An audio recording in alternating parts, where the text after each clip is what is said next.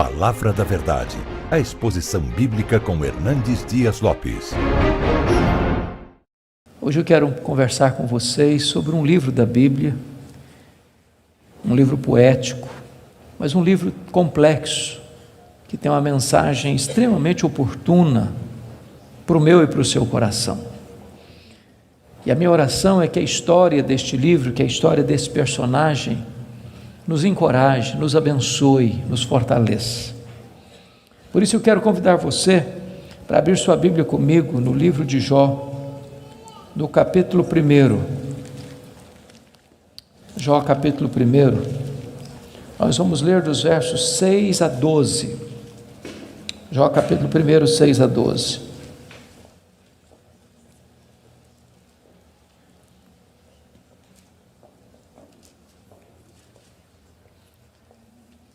Está escrito: num dia em que os filhos de Deus vieram apresentar-se perante o Senhor, veio também Satanás entre eles. Então perguntou o Senhor a Satanás: de onde vens? Satanás respondeu ao Senhor e disse: de rodear a terra e passear por ela. Perguntou ainda o Senhor a Satanás: observaste o meu servo Jó? Porque ninguém é na terra semelhante a ele, o homem íntegro e reto, temente a Deus e que se desvia do mal. Então respondeu Satanás ao Senhor: porventura Jó debalde ou inutilmente teme a Deus? Acaso não cercaste com sebe a ele, a sua casa e a tudo quanto tem? A obra de suas mãos abençoaste, os seus bens se multiplicaram na terra. Estende, porém, a tua mão e toca-lhe em tudo quanto tem, e verás se não blasfema contra ti na tua face. Disse o Senhor a Satanás: eis que tudo quanto ele tem está em teu poder, somente contra ele não estendas a tua mão. E Satanás saiu da presença do Senhor. Agora capítulo 2, versos de 1 a 6. Num dia em que os filhos de Deus vieram apresentar-se perante o Senhor, veio também Satanás entre eles apresentar-se perante o Senhor. Então o Senhor disse a Satanás: de onde vens? Respondeu Satanás ao Senhor e disse: de rodear a terra e passear por ela. Perguntou o Senhor a Satanás: observaste o meu servo Jó? Porque ninguém é na terra semelhante a ele, homem íntegro e reto, temente a Deus e que se desvia do mal. Ele conserva a sua integridade, embora me incitasses contra ele para o consumir sem causa. Então Satanás respondeu ao Senhor: pele por pele, tudo que o homem tem dará pela sua vida. Estende, porém, a tua mão e toca-lhe nos ossos e na carne, e verás se não blasfema contra ti na tua face. Disse o Senhor a Satanás: eis que ele está em teu poder, mas poupa-lhe a vida. Irmãos, esse texto registra este episódio da reunião de Deus com seus filhos. E eu quero crer que aqui são os anjos. Eu quero crer que esta reunião aconteceu nas regiões celestes. E a Bíblia não nos dá muitos detalhes, mas nos informa que Satanás apareceu por lá. E é curioso que quem provoca a conversa é Deus, perguntando para Satanás: de onde vens? Satanás responde: de rodear a terra e passear por ela. Satanás é uma espécie de turista inveterado. Ele está por aí, está de olho, está antenado, está procurando uma brecha, está procurando alguém para devorar. E Deus cutuca de novo perguntando assim: observaste o meu servo Jó? E Deus dá o currículo de Jó. Não tem ninguém na terra semelhante a ele. Em outras palavras, é o homem mais piedoso dessa geração. Homem íntegro. Íntegro é aquilo que você é com a porta do quarto trancada sem ninguém observando. Homem reto. Reto é aquilo que você é em público e todo mundo está vendo. Homem temente a Deus, princípio da sabedoria. Homem que se desvia do mal, deliberadamente santo.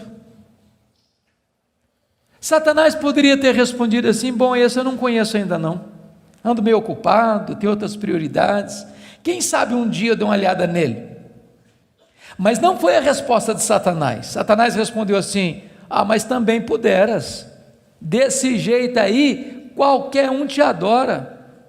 Tu tens abençoado a vida deste homem, tu tens cercado a casa deste homem com uma grande muralha de proteção, os bens deste homem multiplicam na terra, tudo que esse cara bota a mão vira dinheiro.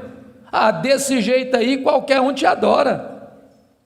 E Satanás insinua duas coisas aqui. Primeiro, ele insinua que Deus precisa subornar as pessoas com bênçãos para receber delas adoração. Satanás insinua que ninguém adora a Deus por quem Deus é, apenas por aquilo que Deus dá.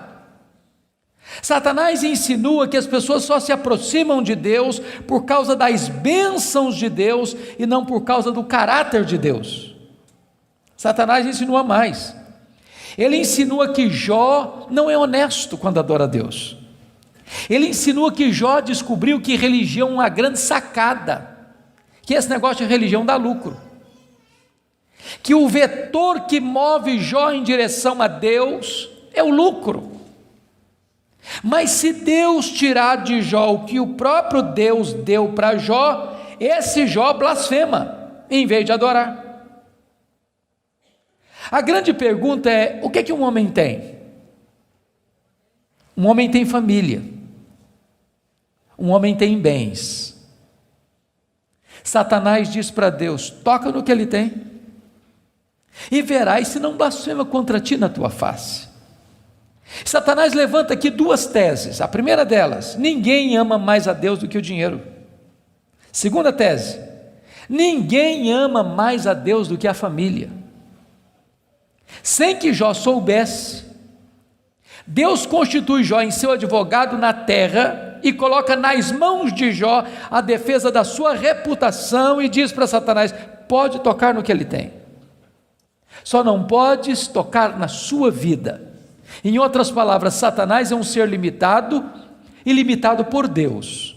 Ele só pode ir até onde Deus o permite ir e nem 1 centímetro a mais. Nas palavras de Martinho Lutero, Satanás é um cachorro na coleira de Deus. Ele só pode ir até onde a coleira o permite ir e nem 1 centímetro a mais. O nosso Deus manda no céu, o nosso Deus manda na terra, o nosso Deus manda no inferno. Ele manda nos anjos, ele manda nos homens, ele manda nos demônios. Agora, com a permissão de Deus, obviamente, Satanás sai dali para fazer um verdadeiro terremoto na vida financeira de Jó. Confira comigo, capítulo 1, versículo 3, quão rico era esse homem. Na parte final do verso 3, somos informados de que este homem era o maior de todos os do Oriente. Sabe o que significa isso? Ele era o homem mais rico da sua geração. Já fomos informados que ele era o mais piedoso. Agora somos informados que ele é o mais rico. E aqui cai um mito. O mito de que um homem rico não pode ser piedoso. Não é verdade isso. É possível ser rico e o mais rico, e é possível esse rico ser piedoso e o mais piedoso. O problema não é ter dinheiro, o problema é o dinheiro nos ter. O problema não é ter dinheiro no bolso, o problema é entronizar dinheiro no coração. O problema não é o dinheiro, o problema é o amor do dinheiro. Agora notem vocês que no capítulo 1, versículo 15, 16 e 17, Satanás vai usar 3 elementos para levar Jó à falência: os sabeus, o fogo e os caldeus. E não foi numa semana, num mês, num ano, numa década. Foi num único dia que o homem mais rico da sua geração entra em colapso financeiro, vai à falência. Ora, você e eu conhecemos gente que por muito menos blasfema contra Deus, por muito menos levanta os punhos contra os céus, por muito menos dá um tiro na cabeça. A pergunta é: será que a tese de Satanás era verdadeira? Será que ninguém ama mais a Deus do que o dinheiro? Será que Jó blasfemaria contra Deus? A resposta está no versículo 21 do capítulo 1. Quando Jó recebe a notícia de que ele está falido, ele diz assim: nu saí do ventre da minha mãe, nu eu voltarei. Sabe o que ele está dizendo? eu não trouxe nada para o mundo, eu não vou levar nada do mundo, portanto o que eu ganhei entre o berço e a sepultura não é a razão da minha vida. Ele derrota a primeira tese de Satanás, ele prova que ele ama mais a Deus que o dinheiro, ele prova que ele serve a Deus, não por aquilo que Deus dá, mas por quem Deus é. Mas agora vem a segunda tese: ninguém ama mais a Deus do que a família. Vocês concordam comigo certamente, e quem tem mais de 2 filhos aqui, sabem disso, ou 2 filhos, a partir de 2 filhos, os filhos não são naturalmente unidos, não são. Quando você vê uma família unida, os filhos unidos, pode saber, por trás tem um pai, tem uma mãe que acompanha, que orienta, que aconselha, que intercede, que exorta, que costura essa unidade. Agora, quando tem dinheiro é mais complicado ainda, porque dinheiro não tem liga, dinheiro não tem amálgama. Se você perceber no capítulo 1, versículo 2, Jó tinha 7 filhos e 3 filhas. E você nota que os filhos de Jó eram unidos, caminhavam juntos, celebravam juntos, festejavam juntos. Mas por que esses filhos são unidos? Capítulo 1, versículo 5 responde: porque Jó era um pai que orava pelos filhos, já era um pai que chamava os filhos para exortá-los, já era um pai que levantava sacrifícios em favor dos seus filhos. Ele estava preocupado com a salvação deles, com a santificação deles, com a piedade deles, e a preocupação de Jó não era apenas com a reputação dos filhos, que eles pecassem contra Deus no seu coração. Jó estava mais preocupado com a glória de Deus do que com a reputação dos filhos. Mas agora, com a permissão de Deus, não foi um dia, uma semana depois, um mês depois, um ano depois, nem uma década depois, foi no mesmo dia da tragédia financeira, que Jó recebe o mais amargo recado: seus 10 filhos morreram num único acidente. Agora pense comigo, o que é um homem, o que é um pai, o que é uma mãe, levar para o cemitério todos os seus filhos num único dia. Como é que ele volta de lá? Como é que ele recomeça a vida? Como é que ele se ergue do luto? Como é que ele escreve dali para frente o seu futuro? Será que Jó blasfemaria contra Deus? Será que de fato ninguém ama mais a Deus do que a família? Será que a tese de Satanás era verdadeira? A resposta está no capítulo 1, versículo 20. Quando Jó recebe a notícia dessa tragédia, diz a Bíblia que ele rasga o seu manto, que ele raspa a cabeça, que ele se prostra, que ele adora, e ele diz: o Senhor Deus deu, o Senhor Deus tomou, bendito seja o nome do Senhor.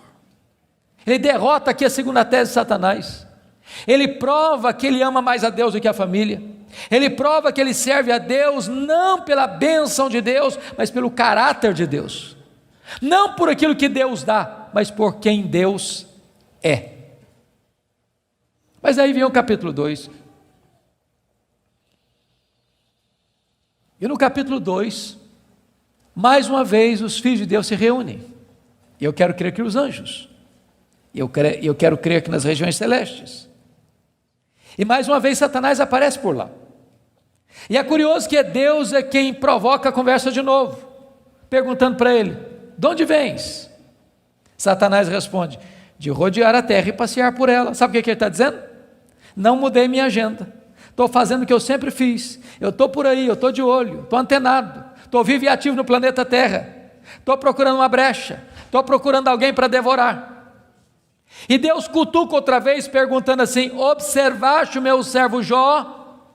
E Deus dá o currículo de Jó sem alterar uma vírgula: não tem ninguém na terra semelhante a ele, homem íntegro, reto, temente a Deus, que se desvia do mal. Me incitasses contra ele sem causa para o destruir, mas ele permanece íntegro. Sabe o que Deus está dizendo? Satanás, suas teses são mentirosas, suas teses são falsas. Jó provou que me ama mais do que o dinheiro, mais do que a família. Jó provou que me ama não por aquilo que eu dou para ele, mas por quem eu sou. Aí Satanás levanta a terceira tese: pele por pele, e tudo que o homem tem dará pela sua vida. Toca-lhe nos ossos, toca-lhe na carne, e verás se não blasfema contra ti na tua face. A terceira tese de Satanás é essa: ninguém ama mais a Deus do que a si mesmo. Sem que Jó soubesse,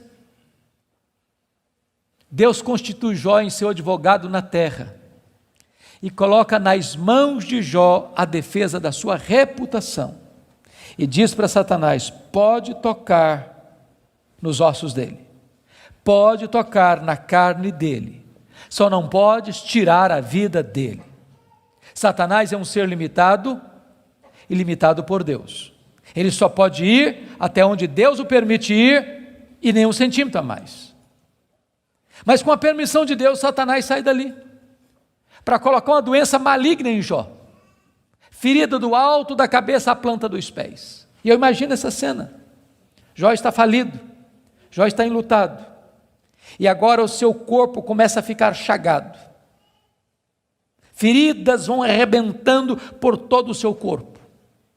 Seu corpo fica cheio de pus, sua pele vai ficando necrosada, ele vai ficando mal cheiroso, ele é uma chaga viva, ele é um aborto vivo.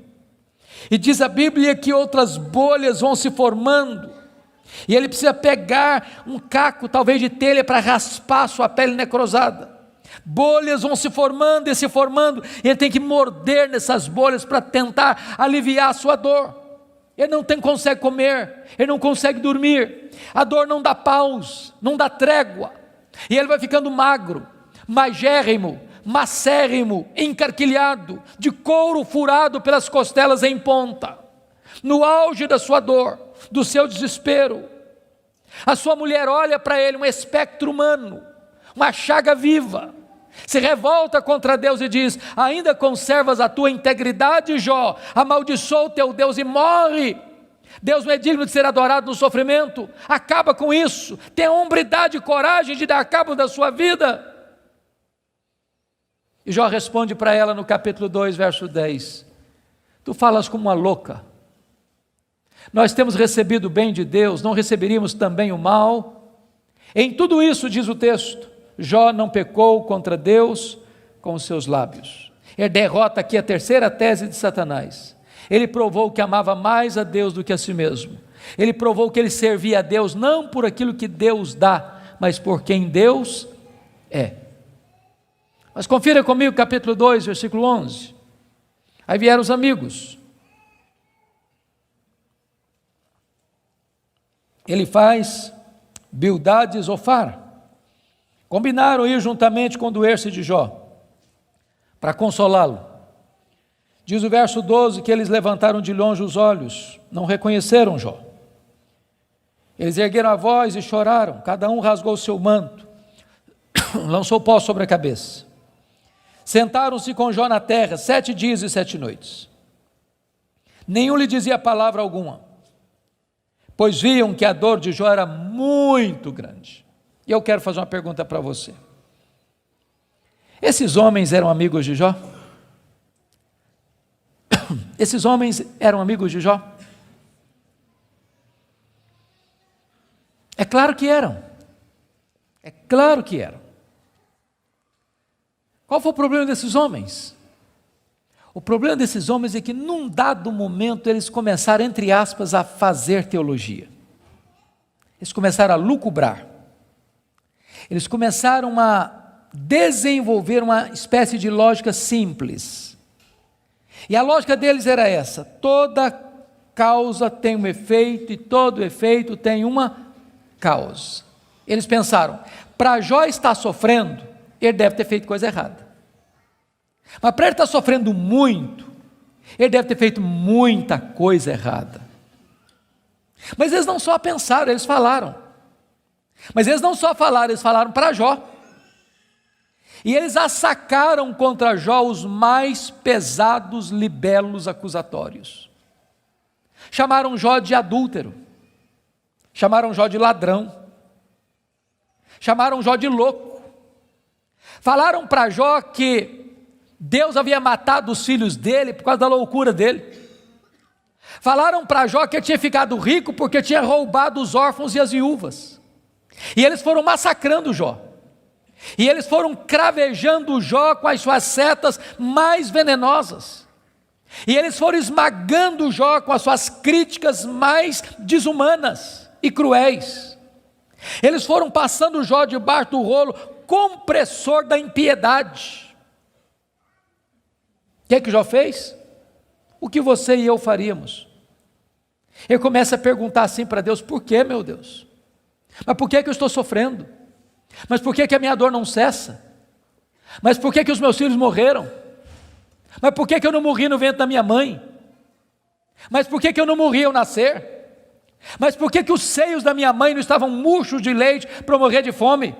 Mas por que o Senhor não me mata de uma vez? Ele levantou os céus 16 vezes esta mesma pergunta: por quê, por quê, por quê, por quê? Ele levantou aos céus 34 queixas contra Deus. Sabe qual foi a resposta de Deus para ele? O total silêncio. Nenhuma palavra, nenhuma explicação, nenhuma luz no fim do túnel, nenhum sinal do seu favor. E eu posso garantir a vocês que pior do que sofrer é sofrer sem explicação. O silêncio de Deus grita mais alto nos nossos ouvidos do que o barulho mais ruidoso das circunstâncias mais adversas. Se vocês não estão notando, Jó está sendo golpeado por todos os lados. Ele está sendo encurralado, emparedado, entrincheirado por circunstâncias medonhas. Ele está sendo golpeado nas 5 áreas mais importantes da vida. Por exemplo, área financeira. O homem mais rico vai à falência. Segundo, a saúde.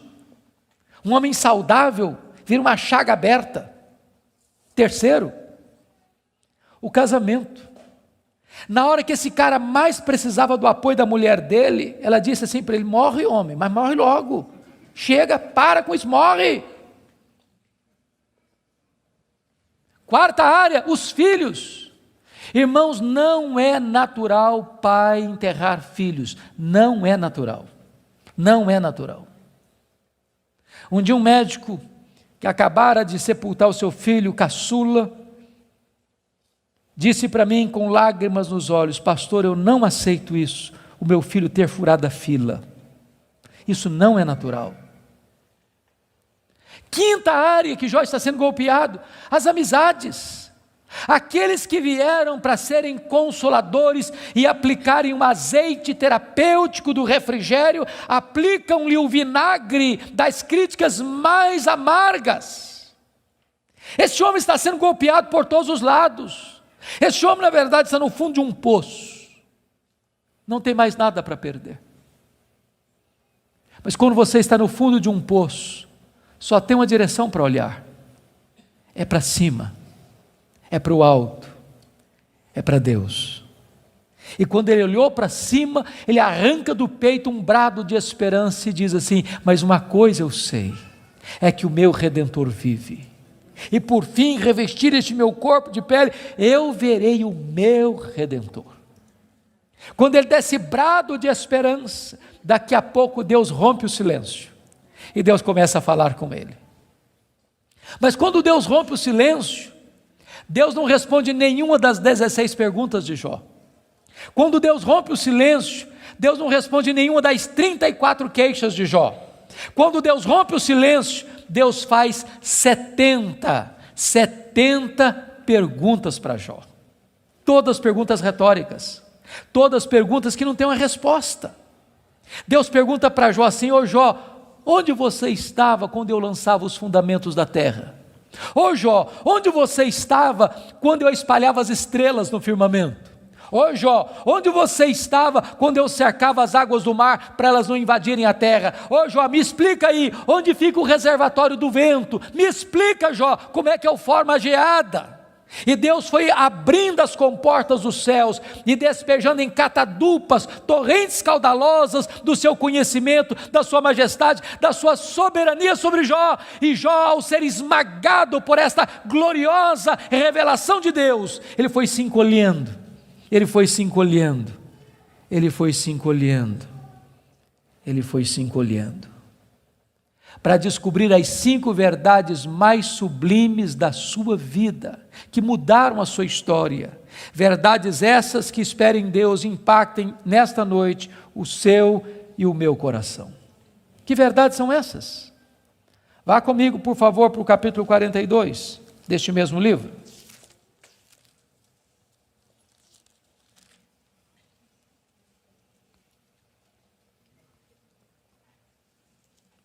A primeira verdade que mudou a história de Jó, irmãos, está aqui no capítulo 42, versículo 1 e versículo 2. Então respondeu Jó ao Senhor: bem sei que tudo podes. Primeira coisa que ele descobre é a onipotência de Deus. Deixa eu dizer uma coisa para você maravilhosa. Você e eu temos impossibilidades intransponíveis. Intransponíveis. Eu gosto muito de ler. Procuro visitar uma livraria pelo menos uma vez por semana, para ver o que está saindo. Você sabe que no Brasil e no mundo, os 2 tipos de livros que mais são publicados, primeiro são livros de autoajuda. Depois, livros que ensinam você a ficar rico rápido. São os livros que mais são publicados. Toda semana tem livro novo nessa área. E esses livros dizem assim para você: você tem a força, você é capaz, você tem o poder, você é um gigante, há poder nas suas palavras, basta você fazer cócega no seu interior e levantar-se-á daí um gigante. Sabe o que a Bíblia diz? Exatamente o contrário disso. A Bíblia diz que você e eu somos fracos, mas muito fracos. Por exemplo, nós temos fraquezas físicas. Hoje, gente, gostando ou não, querendo ou não, o tempo vai esculpindo algumas rugas no nosso rosto, indisfarçáveis. De vez em quando um cosmético ajuda. Daqui a pouco uma cirurgia plástica dá uma boa melhorada. Mas chega uma hora que nem Pitangui e a sua equipe dão mais jeito. As pernas ficam bambas, os joelhos trôpegos, as mãos descaídas, os olhos embaçados, e diz os entendidos que cada fio de cabelo branco que brota na sua cabeça é a morte chamando você para um duelo. E eu acho até um exército acampado ao meu redor. Nós temos fraquezas físicas. Nós temos fraquezas emocionais, irmãos. Quantas vezes você e eu, nas noites mais tenebrosas da nossa alma, já gememos, já choramos, desesperados, dizendo: meu Deus, eu não aguento mais, eu não aguento mais. Temos fraquezas emocionais. Nós temos fraquezas morais. Quantas vezes você já orou a Deus com sinceridade de coração, dizendo: Deus, eu não quero mais cometer esse erro, Deus, eu não quero mais transgredir e cair nesse mesmo pecado, Deus, eu não quero mais reincidir nesse erro, e daqui a pouco você se flagra cometendo o mesmo erro, o mesmo pecado. Não é porque faltou para você sinceridade, não, faltou para você poder. Temos fraquezas morais. Nós temos fraquezas espirituais. Nós somos um ser ambíguo, nós somos um ser contraditório, nós somos um ser paradoxal. Há uma esquizofrenia enfiada dentro de nós. O bem que nós queremos fazer, nós não o fazemos. O mal que não queremos, esse praticamos. Somos fracos. Mas é tão bom você saber que o seu Deus tudo pode. Não há impossíveis para Ele, não há doença incurável para Ele, não há vida irrecuperável para Ele, não há casamento sem solução para Ele, não há causa perdida para Ele. Ele pode tudo quanto Ele quer, Ele é o todo-poderoso Deus. A grande pergunta, portanto, é esta: quem é o seu Deus? Quão grande é o seu Deus? Quão majestoso é o seu Deus? A W. Tozer, um dos mais importantes escritores do século passado, ele diz que o maior problema da igreja é que ela passa a maior parte do tempo tomando o seu próprio pulso e olhando para o seu próprio umbigo. Quando na verdade o nosso principal propósito deveria ser de conhecer a Deus. Porque Daniel 11:32 diz que aquele que conhece a Deus é um povo forte e ativo. Quem é o seu Deus? Quão grande é o seu Deus? Quão majestoso é o seu Deus? Quando o profeta Isaías estava escrevendo o seu livro, e agora nós sabemos no capítulo 40, ele diz que o meu Deus, diz Isaías, é aquele que mede as águas na concha da sua mão. Pense comigo no Pacífico, no Atlântico, no Índico, no Mediterrâneo, nos rios, nos mares. Deus mede as águas na concha da sua mão. Vá ao Atlântico, tente esvaziá-lo com um baldinho, veja quanto tempo você vai levar. Diz: o meu Deus é aquele que pesa o pó das montanhas em balança de precisão, como se estivesse pesando partículas de ouro. Ele diz: o meu Deus, ele mede os céus a palmos. Ele diz: o meu Deus espalha as estrelas no firmamento, e por ser forte em força e grande em poder, quando as chama, nenhuma delas vem a faltar. Agora pergunte para um astrônomo, qual é o tamanho desse universo que Deus mediu a palmos? Sabe qual é a resposta dele? Eu não sei. Mas você sabe. Você sabe. Você sabe que o universo não é infinito, porque a infinitude é um atributo exclusivo de Deus. Mas os astrônomos afirmam que o nosso universo tem mais de 93 bilhões de anos-luz de diâmetro. O que significa isso? Significa que se você pudesse voar à velocidade da luz, 300 mil quilômetros por segundo, nessa velocidade você demoraria mais de 93 bilhões de anos para ir de uma extremidade à outra do universo. Pois Deus criou tudo isso, Ele é maior do que tudo isso, Ele é seu Pai, e Ele está dizendo, Ele tudo pode. Pergunte a um astrônomo quantas estrelas existem. Sabe qual é a resposta dele? Eu não sei. Mas eles afirmam categórica e insofismavelmente que há mais estrelas no universo do que grãos de areia em todas as praias e desertos do nosso planeta. Vá um dia à praia, encha a concha da sua mão de areia, leve para casa, bote numa tábua de vidro e conte quantos grãos de areia você consegue colocar na concha da sua mão. Há mais grãos de areia, há mais estrelas no firmamento que todos os grãos de areia de todas as praias e desertos do nosso planeta. Deus não apenas criou todas elas, Deus conhece cada uma delas pelo nome. E por ser forte em força e grande em poder, quando as chama, nenhuma delas vem a faltar. Este é o seu Deus, Ele tudo pode. Mas não é apenas o macro-universo que nos impressiona, não, o micro também. Se você for hoje na sua casa, lá no quintal ou na varanda que tem uma planta, tire lá uma folha, por mais tenra e delgada que ela seja, ela é tão complexa quanto a região metropolitana da Grande Campinas. Chegue em casa hoje, vá na geladeira, pega um ovo, quebre numa frigideira. Aquela gema é mais complexa do que qualquer máquina que o homem jamais inventou. Dr. John Wilson, que é uma das maiores autoridades em oftalmologia no mundo, disse que há em cada um dos nossos olhos em torno de 2 milhões de fios duplos encapados, e se não for assim haveria um curto-circuito e nós ficaríamos cegos. Dr. Marshall Nirenberg, prêmio Nobel de Biologia, fez uma das mais fantásticas descobertas no século passado. Ele descobriu que nós somos um ser programado geneticamente. Ele descobriu que nós somos um ser computadorizadamente, geneticamente. Ele descobriu que você e eu temos em torno de 60 trilhões de células vivas no nosso corpo.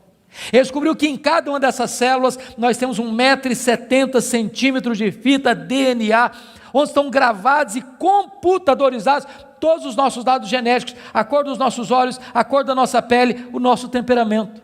Se você espichar a fita DNA do seu corpo, você tem 102 trilhões de metros de fita DNA, você tem 102 bilhões de quilômetros de fita DNA no seu corpo. Daria para dar diversas voltas no sistema planetário.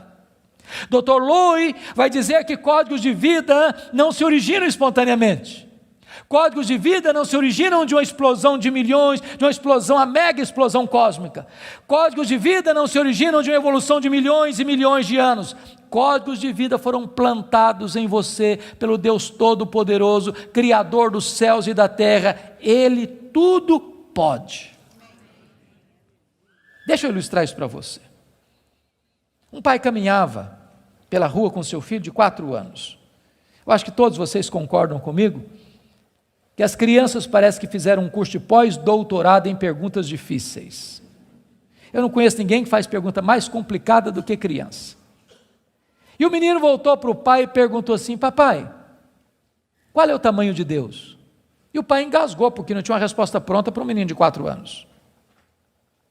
Permaneceu em silêncio, continuou caminhando.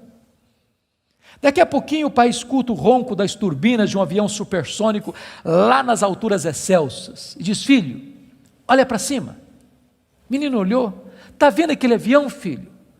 Estou vendo, papai, estou vendo. Qual é o tamanho daquele avião, filho? Ah, papai, muito pequeno, estava muito longe. O pai pegou o menino pelo braço, levou no aeroporto. Lá tinha um jumbão de mais de 400 passageiros estacionado. O pai chegou bem próximo e disse: filho, está vendo esse avião? Estou, papai, estou vendo. Qual é o tamanho desse avião, meu filho? Ih, papai, mas grande, muito grande. O pai disse: filho, Deus é do mesmo jeito. Quando você está longe de Deus, meu filho, Deus parece pequeno para você. Aí seus problemas ficam enormes. Mas quando você está perto de Deus, meu filho, Deus é grande para você. Aí os seus problemas ficam pequenos. Agora eu sei que tudo podes. A segunda verdade que mudou a vida de Jó está aí no versículo 2. E nenhum dos teus planos pode ser frustrado. Irmãos, não tem acaso, não tem sorte, não tem azar, não tem determinismo, não tem feitiço, não tem esse negócio de olho gordo. Você não precisa ter medo de sexta-feira 13. Você sabe que a mão de Deus dirige o seu destino. Nem um fio de cabelo da sua cabeça pode ser tocado sem que Deus saiba, sem que Deus permita, sem que Deus tenha um propósito. Quando você entende que Deus governa o universo, que Deus governa até uma folha que cai no outono, que nenhum pássaro, nenhum pardal pode cair ao chão sem que Deus saiba e permita, você vai entender que você não é uma lasca de lenha jogada no mar da vida, empurrado de um lado para o outro ao sabor das circunstâncias. A sua vida está nas mãos daquele que está assentado na sala de comando do universo. Ele está no controle. Não há acaso, não há azar, ele dirige o seu destino. Você pode dizer como Paulo: sabemos que todas as coisas cooperam para o bem daqueles que amam a Deus, daqueles que são chamados segundo o seu propósito. A terceira verdade que mudou a vida de Jó está aí no versículo 3, confira comigo. Ele diz assim: na verdade eu falei do que eu não entendia, coisas maravilhosas demais para mim. Ele reconhece a limitação do seu conhecimento. Mas para você entender isso aqui, eu lhe daria um conselho, se é que posso. Tira um sábado, tira um feriado, dá uma lida em Jó numa sentada só. Você vai descobrir coisa maravilhosa. Você vai descobrir que Jó, ao longo do livro, fez 3 coisas. Ele perguntou, ele se queixou e ele se defendeu. 3 coisas que ele fez. E você sabe disso, quando ele está machucado, quando ele está ferido, quando a gente está se sentindo injustiçado, sabe o que a gente faz? A gente fala, se defende, e às vezes quando a gente está sofrido demais, machucado demais, doído demais, a gente fala muita coisa sem entender. Quando Deus despeja a glória dele em cima de Jó, Jó bota a mão na boca e diz: meu Deus, quanta coisa que eu falei sem entender. Sabe o que eu aprendo com isso? Quando você encontrar alguém que parece sabichão demais, que sabe demais, que fica arrotando em cima de você conhecimento demais. Você está perto de uma pessoa que sabe quase nada. Que quem sabe, sabe que não sabe.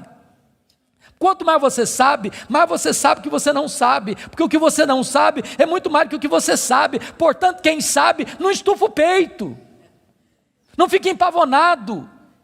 Não dá para ficar na presença do Todo-Poderoso Deus com soberba, com altivez, com arrogância. Jó começa a entender que Deus é Deus e Ele é homem. A quarta verdade que mudou a vida de Jó está no versículo 5, confira comigo. Ele reconhece o seu limitado conhecimento de Deus e diz assim: eu te conheci só de ouvir, mas agora os meus olhos te veem. Eu não sei se vocês entram em crise com esse versículo, eu entro. Sabe por que eu entro em crise com esse versículo? Porque eu não consigo conciliar 42:5 com 1:8. Lá no capítulo 1, versículo 8, Deus disse acerca dele: não tem ninguém na terra parecido com ele. Homem íntegro, reto, temente a Deus, que se desvia do mal. Aqui não é bajulação de um amigo rasgador de seda. Quem está falando isso acerca de Jó é Deus. É Deus quem está dizendo que esse cara é o homem mais piedoso da sua geração. E Deus não tem uma opinião a nosso respeito, Deus tem um diagnóstico. Agora, como é que esse homem que Deus diz que é o cara mais piedoso da sua geração, vem me fazer uma confissão dessa? Ah, Deus, eu te conheci só de ouvir, mas agora os meus olhos te veem. Parece contraditório. Mas para explicar isso, deixa-me fazer uma outra pergunta. Você conhece a Deus? Você conhece a Deus?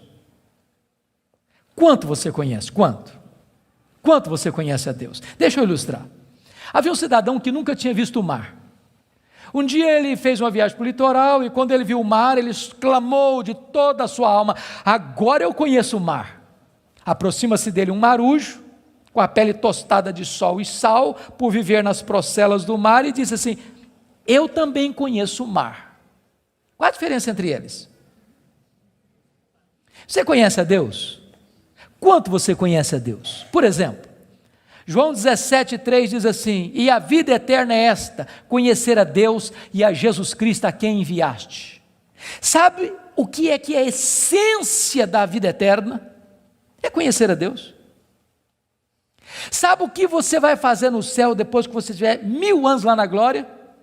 Você vai estar conhecendo a Deus. Sabe o que você vai estar fazendo no céu depois que você tiver 1 milhão de anos lá na glória? Você vai estar conhecendo a Deus. Sabe o que você vai estar fazendo no céu depois que você tiver 1 bilhão de anos lá na glória? Você vai estar conhecendo a Deus. Nem toda a eternidade será suficiente para você esgotar o conhecimento de Deus, porque Deus é inesgotável em seu ser. Às vezes a gente pensa que o céu vai ser monótono. Há poucos dias um adolescente se aproximou de mim e disse assim: pastor, eu não quero ir para o céu não. Eu falei: você está ficando maluca, menina? Não, não quero ir não. Eu falei: mas então me explica esse negócio aí, ué. Ela me diz: ah, pastor, a ideia de céu que eu tenho é que eu vou estar sentado numa nuvem branca, com a harpa na mão, cantando. Ah, não aguento essa vida inteira não. Ah, não, eu quero coisa diferente para a minha vida. Deixa eu dizer para você, o céu é dinâmico. Nós vamos conhecer a Deus, nós vamos amar a Deus, nós vamos fruir a Deus, nós vamos glorificar a Deus. E se você não gosta de trabalhar, você está encrencado, porque nós vamos servir a Deus. Agora pense comigo nessa tese. Parece-me que foi Albert Einstein quem disse isso. Neste corpo nosso que fica cansado, velho, enrugado e caquético, a gente faz coisas tão lindas. E dizer que nós não usamos nem 10% do nosso potencial. Agora pense comigo um corpo 100% turbinado pela glória de Deus, imortal, incorruptível, poderoso, glorioso, espiritual, celestial, semelhante ao corpo da glória do Senhor Jesus. O que não vão poder fazer? Já pensou nisso? Por exemplo, quando Jesus ressuscitou com o corpo de glória, ele entrava numa casa com a porta fechada sem precisar abrir a porta. Quando Jesus ressuscitou com o seu corpo de glória, ele saía de Jerusalém, aparecia lá na Galileia, mais de 100 quilômetros, sem precisar percorrer o trecho. Quando Jesus ressuscitou com o corpo de glória, ele foi assunto aos céus, levado entre nuvens. Eu pergunto para você agora, com que velocidade Jesus voltou para o céu? Velocidade da luz? 300 mil quilômetros por segundo? Porque se Jesus voltou na velocidade da luz, 300 mil quilômetros por segundo, depois de 2000 anos, ele está logo ali na esquina ainda. Eu pergunto para você, com que velocidade um anjo vem do céu à terra? Com que velocidade? A Bíblia diz que lá no Getsemane, Jesus disse para Pedro assim, bota essa espada na bainha aí, se eu precisasse de ajuda, eu rogaria ao Pai, ele me mandaria mais de 12 legiões de anjos. Quantos são 12 legiões de anjos? 72 mil anjos. Com que velocidade eles viriam? No estalar de dedos. O que significa isso? Significa que os anjos não estão sujeitos às mesmas leis que nos governam, de tempo, de espaço, de tamanho. A Bíblia diz que nós vamos ser como os anjos, não no sentido de que não teremos um corpo, mas vamos viver na mesma dimensão. Nós vamos habitar e reinar com Cristo nos novos céus e na nova terra. Vamos servir a Ele, vamos trabalhar para Ele, vamos glorificar a Ele, vamos conhecê-lo, e jamais chegará um dia na eternidade que a gente possa dizer assim, agora eu conheço tudo a respeito de Deus, não tem mais nada para conhecer, porque esse dia jamais chegará, porque Deus é inesgotável em seu ser. Agora eu entendo Jó, sabe o que o Jó está dizendo? Deus, eu só estou arranhando a superfície, só arranhando a superfície, tem mais, tem muito mais, tem infinitamente mais. Agora eu entendo o profeta, conheçamos e prossigamos em conhecer o Senhor. Mas a última verdade que mudou a vida de Jó está no versículo 6, confira comigo. Ele diz assim, por isso eu me abomino e eu me arrependo no pó e na cinza. Ele reconheceu a enormidade do seu pecado. E aqui eu entro em crise de novo. Porque essa confissão aqui cabe bem na boca de um ladrão, de um assassino, de um adúltero, de um corrupto. Mas não cabe na boca do camarada que o próprio Deus diz que ele é o mais piedoso da sua geração. Eu me abomino. E eu me arrependo no pó e na cinza. Como é que você vai entender isso? A grande questão aqui é a seguinte, irmãos, as pessoas que mais sofrem e lamentam os seus pecados não são as pessoas que mais pecam. As pessoas que mais choram, lamentam e confessam os seus pecados são as pessoas que mais perto de Deus andam. Quem anda longe de Deus nem consciência de pecado tem. Eu estava pregando final do ano passado no Hospital Cruz Azul em São Paulo. E a Eleni Vassão, que é capelã, me disse, nós lidamos com uma situação muito triste, agora recente. Eu perguntei, o que foi, Eleni? O que aconteceu? Ela me disse que chega no hospital uma moça, com seus pais, com hemorragia muito severa. E quando o médico foi examinar aquela moça, o médico disse, essa menina acabou de ter um bebê. Essa moça acabou de ter um bebê. E a moça protestou, falou, não, o senhor está enganado, eu não estava grávida não. Os pais disseram, não, essa moça não estava grávida. E o médico radicalizou, pois essa moça acabou de ter um bebê. E a família inteira negou. E o médico radicalizou de novo, tragam-me o bebê, senão eu denuncio o fato à polícia. Daqui meia hora, chegou um bebê, morto, numa caixa de isopor. E Helene disse, pastor, nenhum sintoma de culpa, nem nos pais, nem na moça, nenhum sofrimento.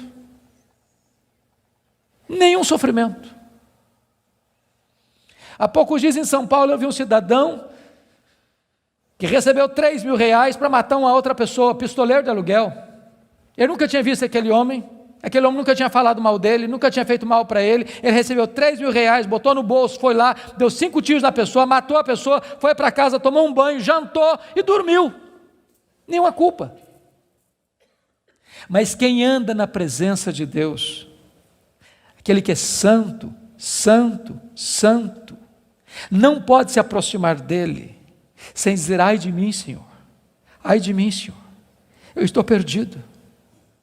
Não pode se aproximar dele sem dizer: Senhor, eu me abomino no pó e na cinza, eu me arrependo, porque na presença desse Deus até os serafins cobrem o rosto. Então preste bem atenção nisso. Se você encontrar um crente que toda hora que ele falar com você, ele é o herói, ele tem uma história para contar, onde ele está na frente, onde ele sabe mais, onde ele é mais piedoso, onde ele sempre está contando os seus feitos, os seus prodígios, e enaltecendo a si mesmo, e batendo palmas para si mesmo, pode ter certeza, você está perto de alguém que está longe de Deus. Porque é impossível estar na presença de Deus sem dizer: ai de mim, Senhor, ai de mim, Senhor, ai de mim, Senhor. Agora, eu não sei se você já parou para perguntar por que Deus restaurou a sorte de Jó, versículo 10, quando ele orava para os seus amigos. Já perguntou isso? Por que Deus restaurou a sorte dele quando ele orava para os seus amigos? Deixa eu fazer uma perguntinha para você. Alguém já falou mal de você alguma vez? Ou você é um cara tão espiritual que nunca ninguém falou mal de você? O que você sente quando alguém fala mal de você? Você fica feliz? Você dá pulos de alegria? O que vocês acham que Jó sentiu quando os amigos dele falaram assim: você é um ladrão, cara? Ô Jó, você é adúltero. Sabe por que você está rico assim, que você ficou rico, cara? Você roubou as viúvas, roubou os órfãos. Ô Jó, sabe por que você enterrou aqueles meninos? Você é louco, Deus pesou a mão sobre você, porque você é louco, por isso que os meninos morreram, além de enterrar os filhos, ainda recebe a culpa. O que vocês acham que Jó sentiu, irmãos? Sabe o que ele fez? Ele se defendeu, mas quem se defende, sabe o que tem às vezes no coração? Dor, mágoa, ressentimento. Sabe o que Deus está falando para esse homem ser restaurado? Deus está dizendo: meu filho, saia desta arena da autodefesa e entre na brecha da intercessão.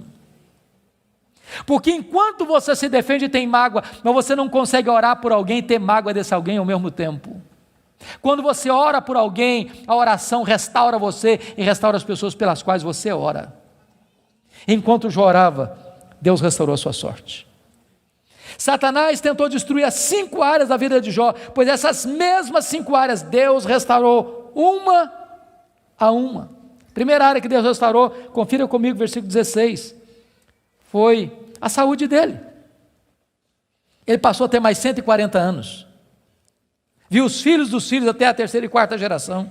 Eu acho que não ficou nem cicatriz, nem sequela. Eu quero dizer para você que Deus está aqui nesta noite, Ele é o mesmo Deus, e Ele pode curar. Ele é o Deus que cura.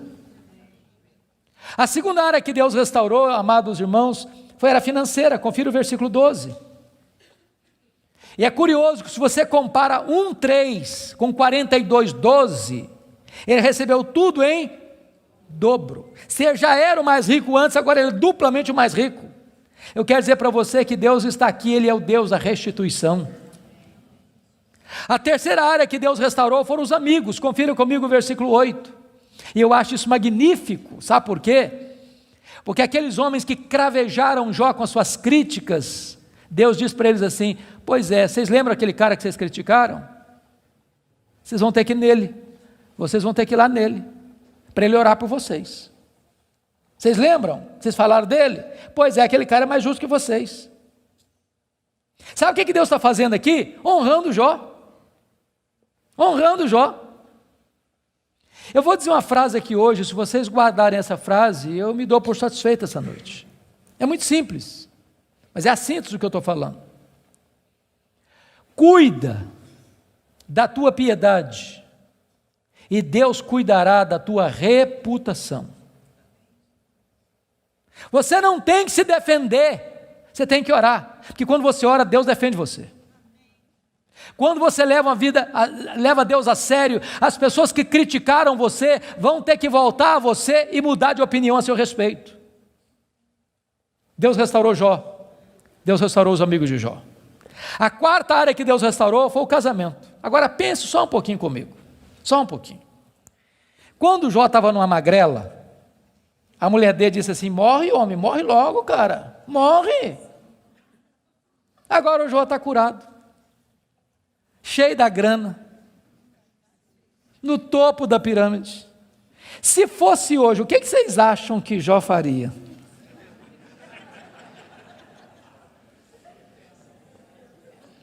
Eu acho que ele ia dizer assim: você queria que eu morresse, né? A fila andou, minha filha.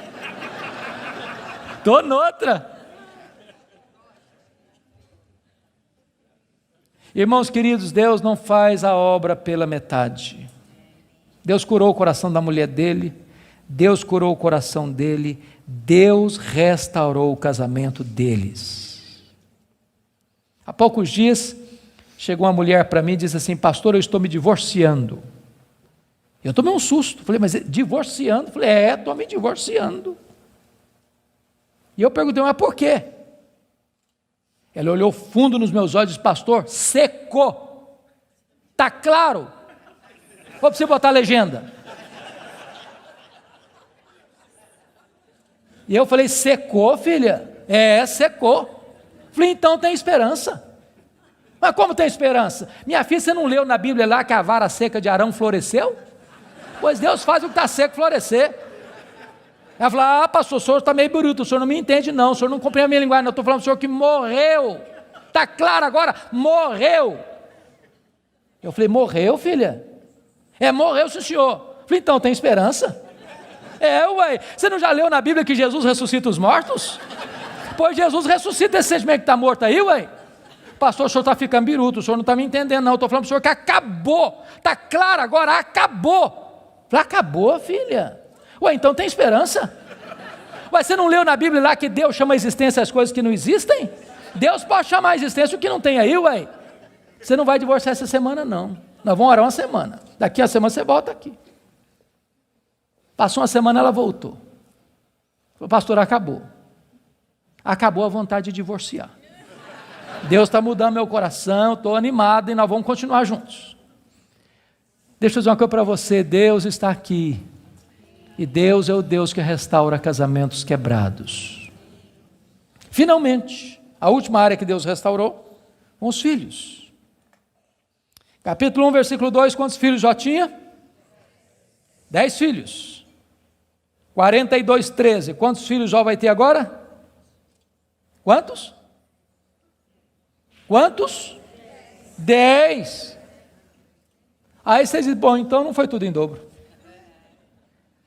Porque se ele tinha 10 e Deus deu tudo em dobro, quanto é que devia ter agora? 20. Então não foi tudo em dobro. Como é que a gente entende isso? Deixa eu dizer uma coisa para você, querido. Quando uma ovelha morre, você perde uma ovelha. Mas quando um filho morre, você não perde um filho. Como aquele pai que voltava do cemitério, e o amigo disse: meus sentimentos, eu soube que o senhor perdeu o seu filho. Eu disse: não, eu não perdi meu filho. Você perde alguém quando você não sabe onde ele está. Eu sei onde está meu filho, eu sei com quem está meu filho está no céu, meu filho está com Jesus, eu não perdi o meu filho.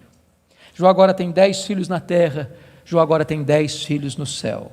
Deus restaurou completamente.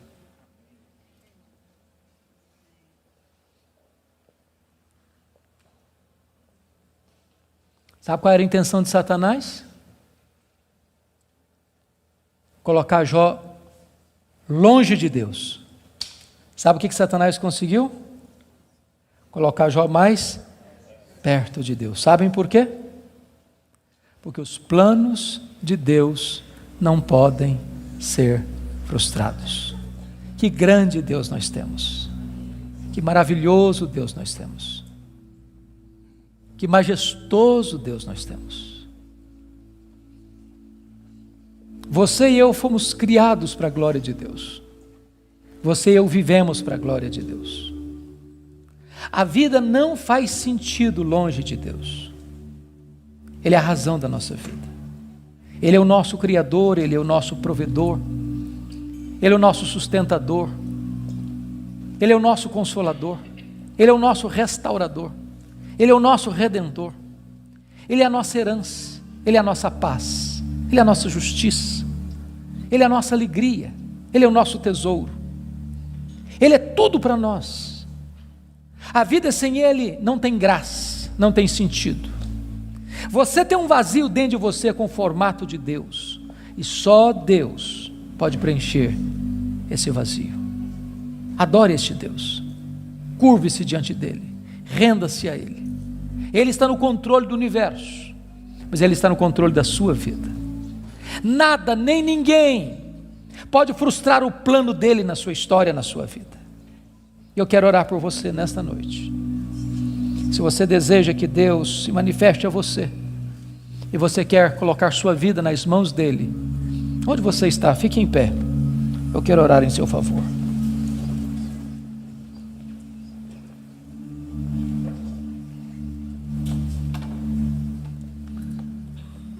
Ó Deus, nós te adoramos nesta noite, porque só Tu és Deus, o Todo-Poderoso Deus, o Deus que não é forjado por mãos humanas, o Deus que não foi criado pela imaginação dos homens, o Deus que é, o Deus eterno, o Deus criador, sustentador da vida, o Deus da nossa salvação. Tu estás aqui neste lugar, ó Deus, e nós te rogamos que Tu sondes os nossos corações, Tu olhes para nós, que Tu nos visites, que Tu nos restaures. E se porventura entrou alguém aqui, Deus, sem Te conhecer como Deus pessoal, que esta seja a noite da reconciliação contigo, a noite da salvação, a noite da restauração. Se alguém entrou aqui, Deus, passando crises na vida financeira, na saúde, no casamento, na relação com os filhos, na relação com os amigos, que essa seja uma noite de cura e de restauração.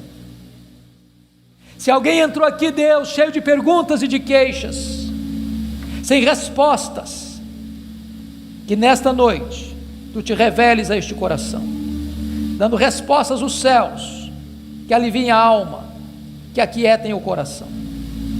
Conceda a Tua graça sobre o Teu povo, derrama sobre nós a luz do Teu rosto.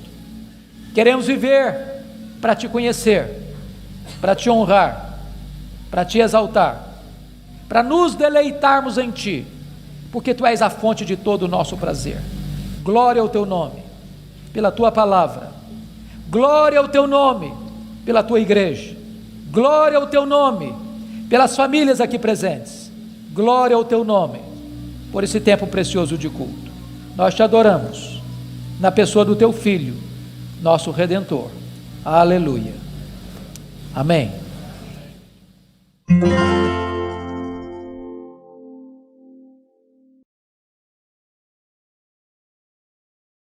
Sabe qual foi a resposta de Deus para ele?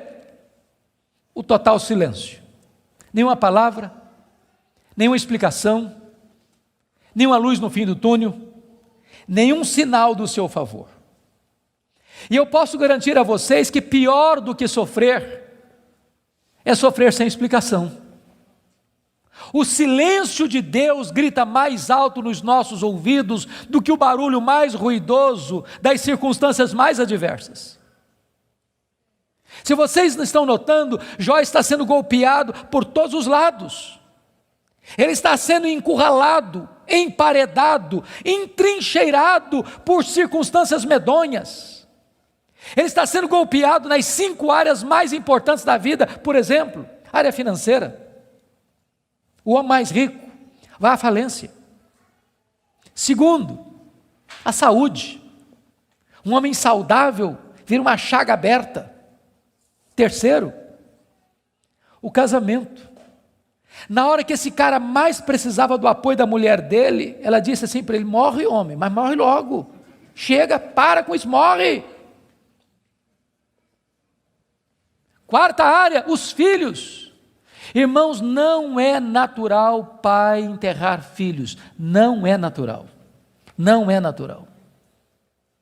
Um dia um médico que acabara de sepultar o seu filho caçula, disse para mim com lágrimas nos olhos: pastor, eu não aceito isso, o meu filho ter furado a fila. Isso não é natural. Quinta área que Jó está sendo golpeado: as amizades. Aqueles que vieram para serem consoladores e aplicarem um azeite terapêutico do refrigério, aplicam-lhe o vinagre das críticas mais amargas. Esse homem está sendo golpeado por todos os lados. Esse homem, na verdade, está no fundo de um poço. Não tem mais nada para perder. Mas quando você está no fundo de um poço, só tem uma direção para olhar: é para cima, é para o alto, é para Deus. E quando ele olhou para cima, ele arranca do peito um brado de esperança e diz assim: mas uma coisa eu sei, é que o meu Redentor vive, e por fim revestir este meu corpo de pele, eu verei o meu Redentor. Quando ele dá esse brado de esperança, daqui a pouco Deus rompe o silêncio, e Deus começa a falar com ele. Mas quando Deus rompe o silêncio, Deus não responde nenhuma das 16 perguntas de Jó. Quando Deus rompe o silêncio, Deus não responde nenhuma das 34 queixas de Jó. Quando Deus rompe o silêncio, Deus faz 70 perguntas para Jó. Todas perguntas retóricas, todas perguntas que não têm uma resposta. Deus pergunta para Jó assim: ô Jó, onde você estava quando eu lançava os fundamentos da terra? Ô Jó, onde você estava quando eu espalhava as estrelas no firmamento? Ô Jó, onde você estava quando eu cercava as águas do mar para elas não invadirem a terra? Ô Jó, me explica aí, onde fica o reservatório do vento? Me explica, Jó, como é que eu formo a geada? E Deus foi abrindo as comportas dos céus e despejando em catadupas, torrentes caudalosas do seu conhecimento, da sua majestade, da sua soberania sobre Jó. E Jó, ao ser esmagado por esta gloriosa revelação de Deus, ele foi se encolhendo, ele foi se encolhendo, ele foi se encolhendo, ele foi se encolhendo, para descobrir as 5 verdades mais sublimes da sua vida, que mudaram a sua história. Verdades essas que, espero em Deus, impactem nesta noite o seu e o meu coração. Que verdades são essas? Vá comigo, por favor, para o capítulo 42 deste mesmo livro.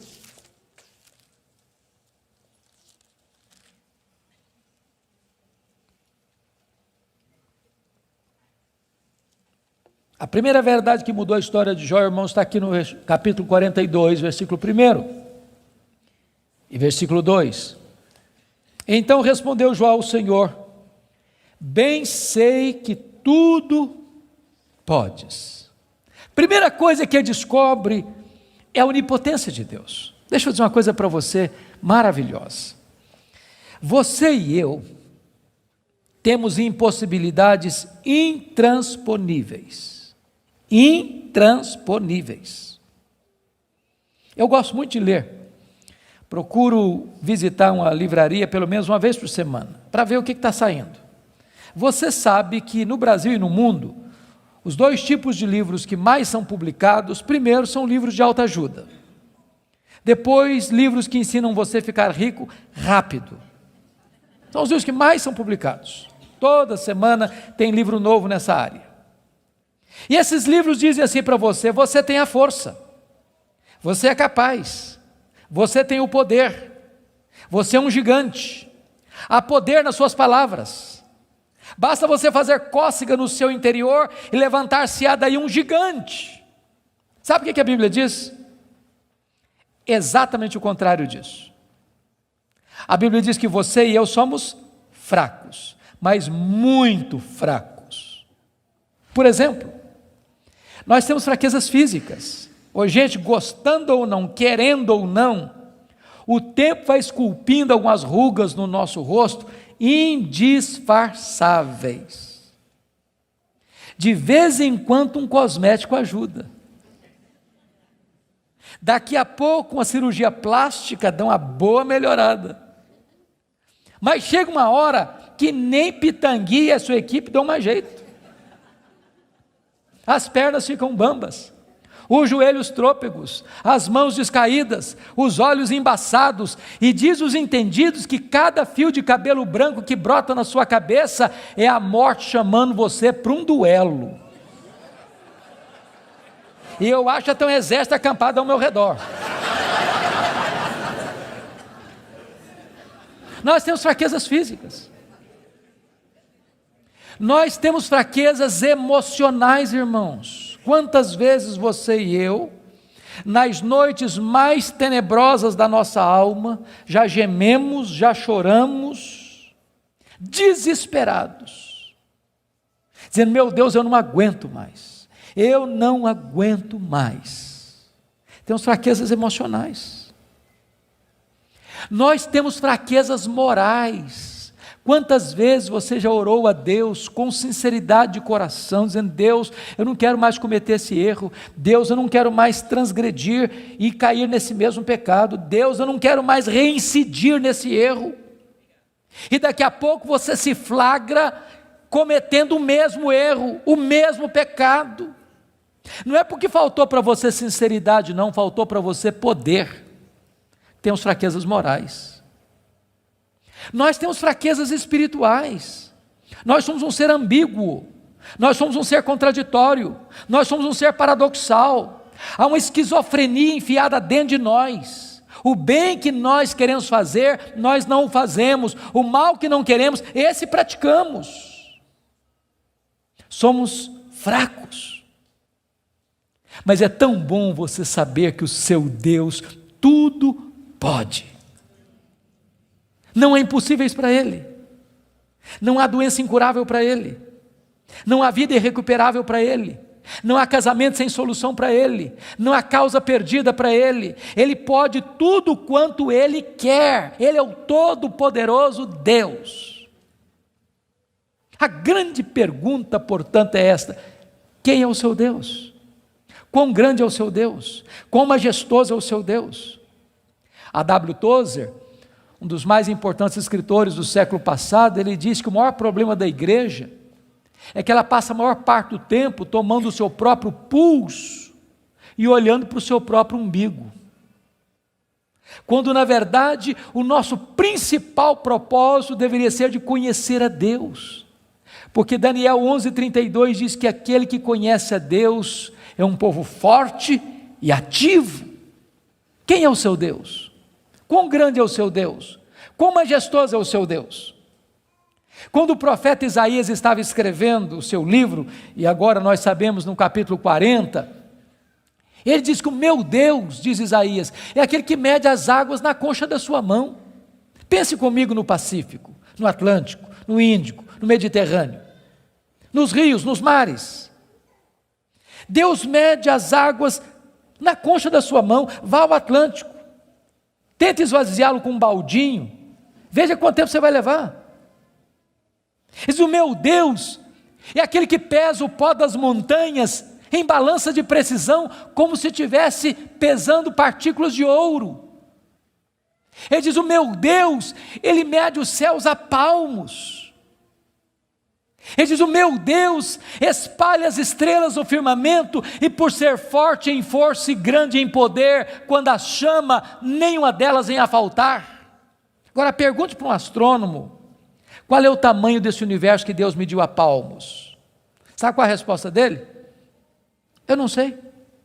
Agora eu conheço o mar. Aproxima-se dele um marujo, com a pele tostada de sol e sal, por viver nas procelas do mar, e diz assim: eu também conheço o mar. Qual a diferença entre eles? Você conhece a Deus? Quanto você conhece a Deus? Por exemplo, João 17,3 diz assim: e a vida eterna é esta, conhecer a Deus e a Jesus Cristo a quem enviaste. Sabe o que é a essência da vida eterna? É conhecer a Deus. Sabe o que você vai fazer no céu depois que você tiver 1000 anos lá na glória? Você vai estar conhecendo a Deus. Sabe o que você vai estar fazendo no céu depois que você tiver 1 milhão de anos lá na glória? Você vai estar conhecendo a Deus. Sabe o que você vai estar fazendo no céu depois que você tiver 1 bilhão de anos lá na glória? Você vai estar conhecendo a Deus. Nem toda a eternidade será suficiente para você esgotar o conhecimento de Deus, porque Deus é inesgotável em seu ser. Às vezes a gente pensa que o céu vai ser monótono. Há poucos dias um adolescente se aproximou de mim e disse assim: pastor, eu não quero ir para o céu não. Eu falei: você está ficando maluca, menina? Não quero ir não. Eu falei: mas então me explica esse negócio aí, ué. Ela me diz: pastor, a ideia de céu que eu tenho é que eu vou estar sentado numa nuvem branca, com a harpa na mão, cantando. Não aguento essa vida inteira não. Não, eu quero coisa diferente para a minha vida. Deixa eu dizer para você, o céu é dinâmico. Nós vamos conhecer a Deus, nós vamos amar a Deus, nós vamos fruir a Deus, nós vamos glorificar a Deus. E se você não gosta de trabalhar, você está encrencado, porque nós vamos servir a Deus. Agora pense comigo nessa tese. Parece-me que foi Albert Einstein quem disse isso. Neste corpo nosso que fica cansado, velho, enrugado e caquético, a gente faz coisas tão lindas. E dizer que nós não usamos nem 10% do nosso potencial.